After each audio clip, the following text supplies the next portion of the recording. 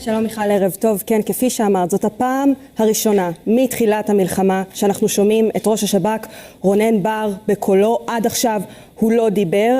אנחנו שומעים אותו קודם כל לוקח אחריות על המחדל העצום שהוביל ל-7 באוקטובר, אבל זאת גם הפעם הראשונה שבכיר ישראלי אומר מפורשות נחסל בכירי חמאס גם בקטר המתווכת בעסקה לשחרור חטופים וגם בטורקיה. הנה ההקלטה שכמובן אושרה לשידור על ידי הצנזורה.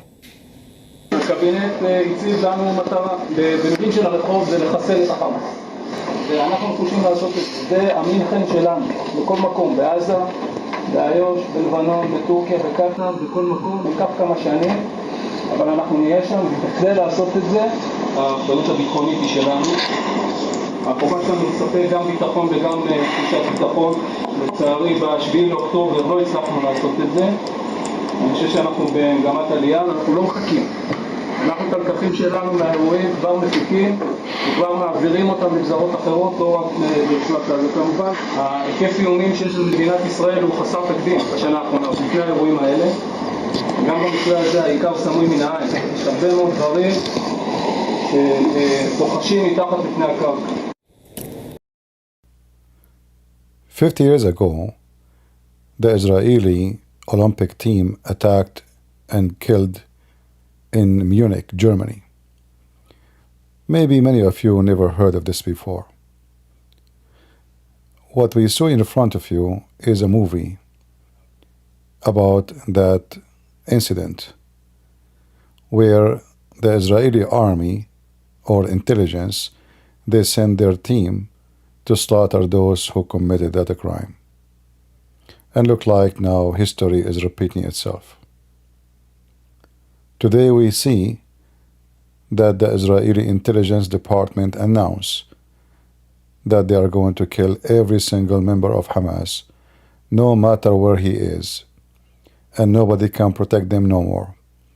And they named the countries one by one, starting from Turkey, Lebanon, ending with Qatar. And they decide to name this operation as a Munich in the memory of what happened 50 years ago. The scene you see in front of you from a movie, it's called Munich. You can search it and you can watch it.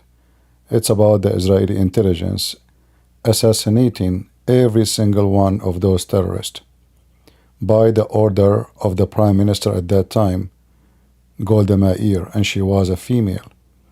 And this female, she was maybe one of the best prime ministers to Israel. You cannot compare them to the puppies we have right now in Israel. You can watch the movie and you can search for it. But be careful, it's full of violence. Remember, this is about assassination. They are in love. They are the same terrorist group. Turkey and Hamas is one organization, same as Qatar. In fact, the leaders of Hamas, they own palaces in Qatar and in Turkey.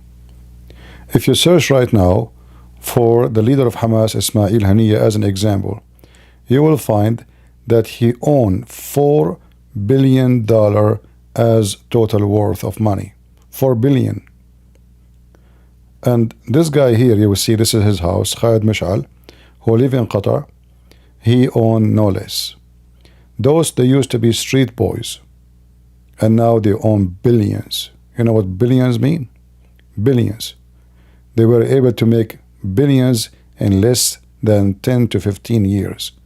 They used to be literally street boys. And we heard that Israel is going to target Hamas in Qatar. Qatar is the most corrupt country in the world, and they are involved of corruption around the world, and even they bribe the Viva. So even the football game became a very dirty game because of Qatar. Wherever those terrorists goes, things go wrong. And the weird, with all the evidence European unions and America and everybody has against Qatar and Turkey, that they are involved in all kind of bribe and crimes. Nobody take action against them. Qatar, because they need their gas since the war with Putin, the idiot, and Turkey, since the location is important for the NATO. They can get away with any crime they do, no matter what it is.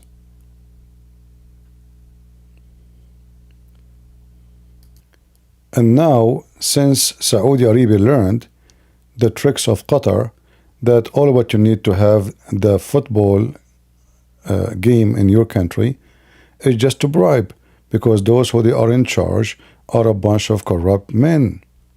Saudi Arabia now is seeking to have the FIFA to be elected as a country for the coming game. And why not? Money talk.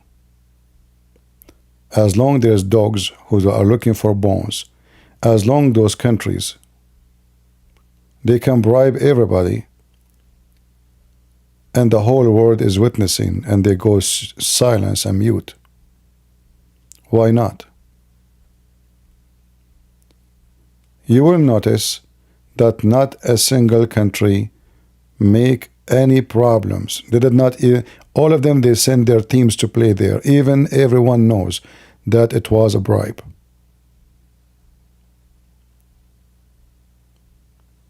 And for sure not to mention the idiot who go to Qatar to watch the game, sponsoring the terrorist of Hamas, because this is the country of Hamas.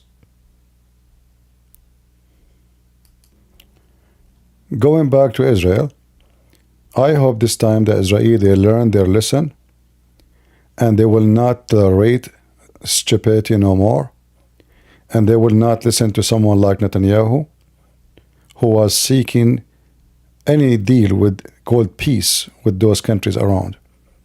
In the same time, they are digging under the ground for Israel with the rats of Hamas.